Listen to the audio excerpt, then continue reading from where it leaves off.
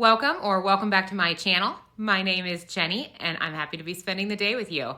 It's December and we're fully in the holiday season over here. I've got all my nice decor going. So, fun fact, normally this is where I like to sit. This is my sunroom, but it is really meant to be 3 seasons and it's getting to be a bit chilly out here. So you may not be seeing me out here much longer. Eventually I'm going to have to move into my little office and then spend, the next 6 months fighting off seasonal depression. So anyway, but for now, still sun. So anyway, let's go ahead and talk about what all happened in November. So November was a super busy month for me and it included my birthday. So I am not one of those people that dreads birthdays. I tend to believe that a birthday is better than the alternative.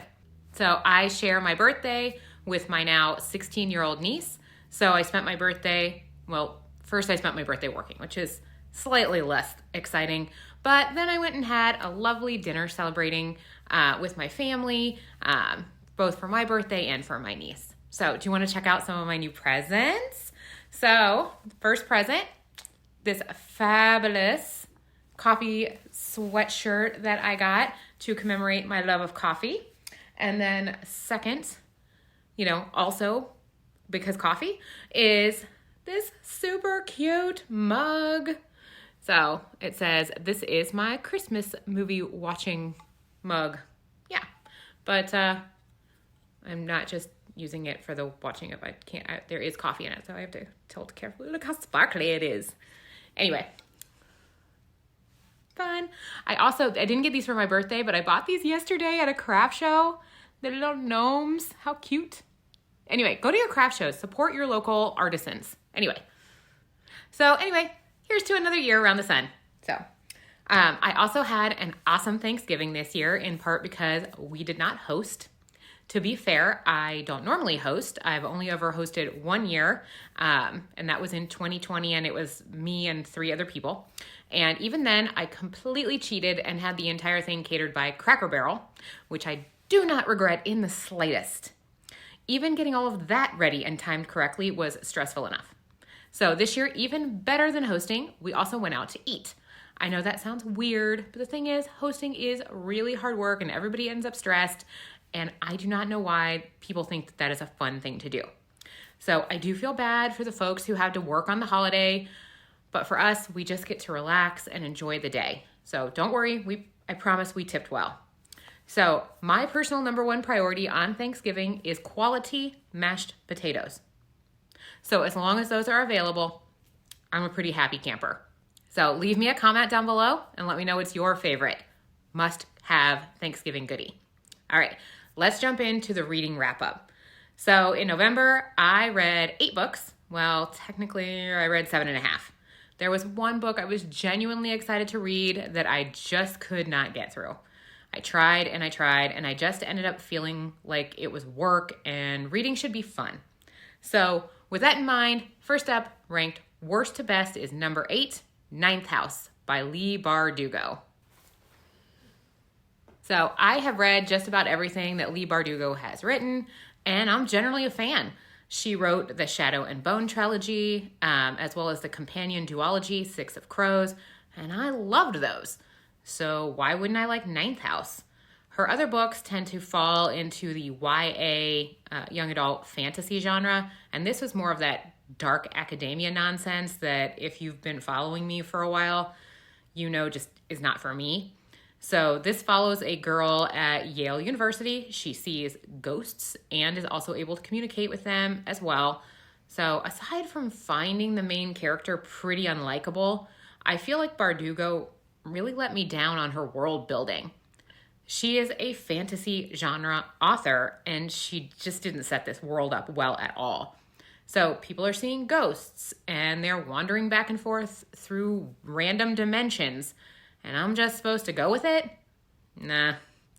So I'm not going to go into this any further because I don't even want to talk about it. I got slightly over halfway through the book before I gave up. I did give this 2 stars because the writing isn't bad. I just don't like the characters or the story. So Ninth House does have a 4.03 star rating on Goodreads, so this may just be me. So give it a whirl if you want to. So number 7 is Tell No One by Harlan Coben. So this book for me it was fine. So this follows a doctor whose wife was brutally murdered while they're out on a date in the woods, because that's where you go on dates. And the doctor was originally suspected of killing his wife, but it then became assumed that it was a local serial killer who had killed her. So here we are 8 years later, and his now dead wife has contacted him. So is this some sort of hoax? Is she still alive? And he has to try and figure out, kind of what's going on. So it was okay. For me, I think the main character was a little more annoying than he should have been. I really do feel that Harlan Coben tells a good story. If you want to check out one of his books, I'd recommend Never Let Go. I gave this one a 3-star rate, but it has a 4.09 star rating on Goodreads. So again, the internet apparently liked this one better than I did. So the next one up is number 6, which is Candy Cane Murder by Joanne, Fluke, Laura Levine, and Leslie Meier. So this was actually 3 short books in one, and it was cute. So each one of these stories features some sort of an amateur sleuth who's trying to solve a local murder during the holiday season. I actually particularly enjoyed 2 out of the 3, but one of those female sleuths, she just annoyed the crap out of me. So that kind of took down my general overall rating. What I found really annoying about her was that she was so fixated on everything that she ate. She was like, oh, I'm going on vacation for the holidays. I have to fit into my bikini. I can only eat this salad. Whoops. I accidentally ate 27 chicken wings instead. So that got pretty old for me pretty quickly. I gave this a 3-star rating, and I would recommend it. It was a fun, light read for the holiday season. So Goodreads gave this a 3.05 rate or 3.85 rating. So they're also nicer than me about it. Next up at number 5 is something that you'll all think I'm weird about, but here we go. D-Day, June 6, 1944, Battle for the Normandy Beaches by Stephen Ambrose. This one was a beast. So I may have mentioned a few times that for kicks, I'm taking a history class at the local community college, and we were assigned to write a book review. I chose this because although I am a bit of a World War II buff, I really wasn't all that familiar with the workings of D-Day. So this book comes in at a whopping 644 pages, not including, the index. It focuses on the leaders of the American forces, as well as the German resistance, the strategy, and the equipment that was used on both sides. So brace yourself for a heavier read. That being said, if you're interested in this particular subject, I think Stephen Ambrose is not only an authority on the subject, but he actually tells a really good story. I would definitely recommend this book. There is an abridged version available on Libby. That's only a 6-hour listen. So if you want the Reader's Digest version, that's not a bad way to go. I gave this 4 stars, and I have already purchased Ambrose's Eisenhower biography as well. So coming in at number 4, moving on, is Killers of a Certain Age by Deanna Raybourn. Yes. So have you seen the movie Red with Bruce Willis? So if you haven't, you absolutely should, because it's fantastic. RED stands for Retired Extremely Dangerous. So this book is basically the female version of that. So these are 4 retired assassins who worked at an off-the-books agency that was originally founded to hunt down Nazis. If you're into that shtick, also go check out Amazon's Hunters. That was a great show too. Anyway, so the 4 women are now toasting their retirement after 40 years of killing bad guys, and they realize the agency is out now to have them killed.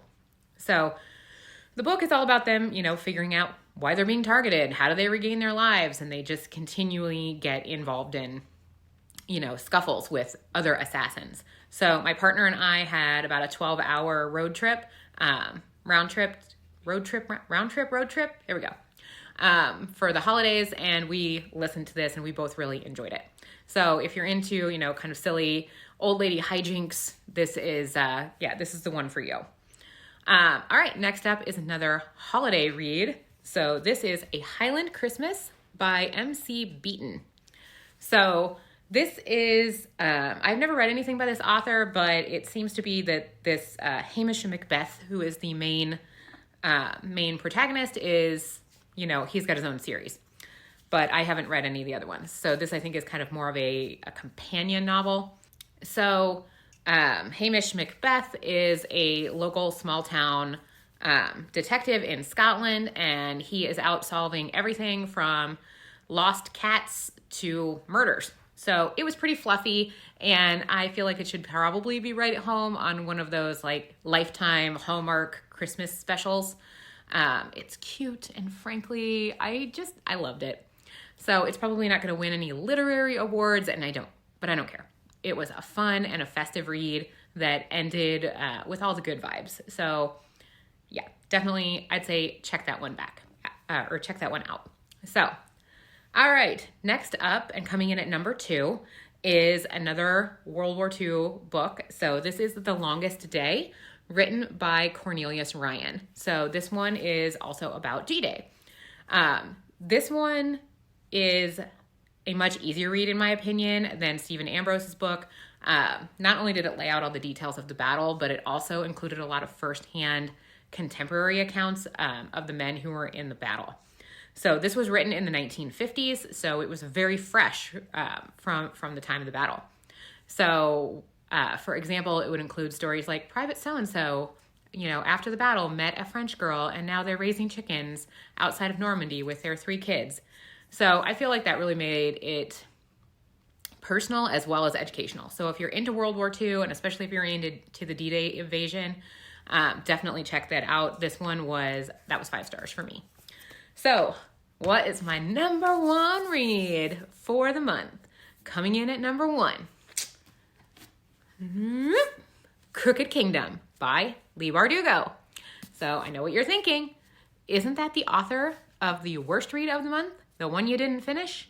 Yep, same author. And that's also part of why that book was such a disappointment for me. So Crooked Kingdom is the second book of the Six of Crows duology. Six of Crows. So this follows a group of down on their luck criminals who live in a fantastical world, and they are trying to right some very bad wrongs while improving their position in life. These characters are so brilliantly written that it's impossible not to fall in love with them all. And I just want Leigh Bardugo to keep writing this story. Like, stop with your 9th house nonsense.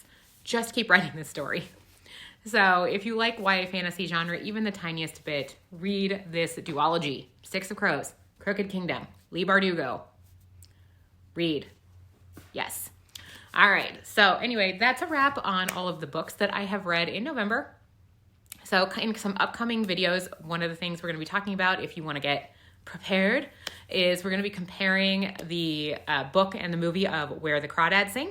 So I read the book earlier this year, and then Netflix just dropped the movie a few weeks ago. So I did watch it for the first time, and we're going to talk about it.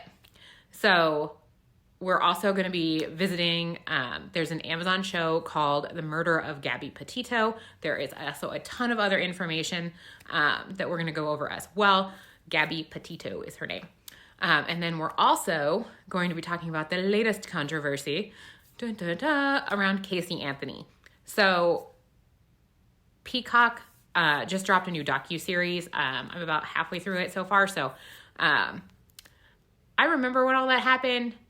And yeah, anyway, get up to date on all of that and then tune back in. So if you enjoyed this video, please make sure you hit the thumbs up button and subscribe. As always, have fun, be safe, and don't murder anyone. Have a great December. All right, bye.